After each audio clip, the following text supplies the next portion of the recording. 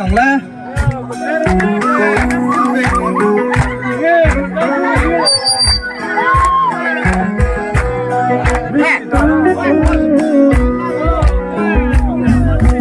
hồ về là hiền linh tu tê chua hờ sắc ma cần tổ thi na cần tăng chúa đi lấy môi na tên ôm xia rê na lấy xì lâu hẹn quan phá xin hi tu tay nghe đi khôi cho ngã lâu cần nghe ăn đi tin mi bia hẹn mi tay hi xem tâm tát tua tu tay cả ăn đi ăn quan tay bê ram lâu thì xem đi ăn sự phải si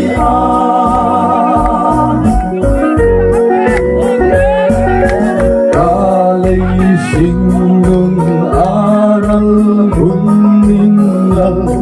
Nela katen hun chua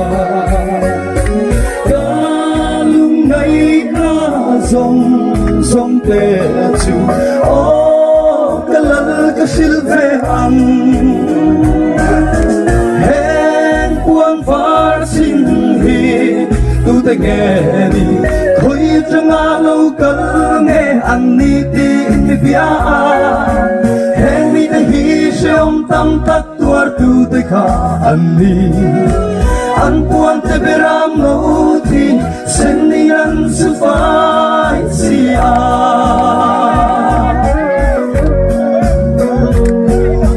rồi ta đi tuy sông sông mình Rukul sak hun chuarin Nung na thinh chung na ngay chuarin Hu ka nay ve to ang na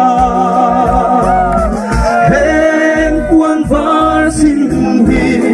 tu tay nghe đi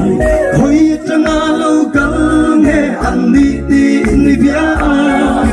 hẹn mi tay hi xem tâm tắc tua tu tay khá ăn đi ăn cuồng tay bê ram ngô thì xem đi ăn sự phải si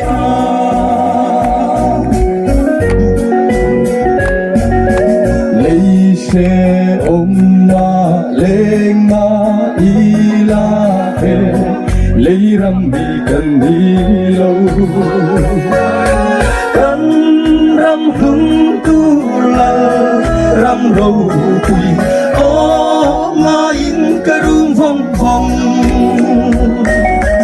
hẹn quan phá sinh hi tu tay nghe đi khôi cho ngã lâu cần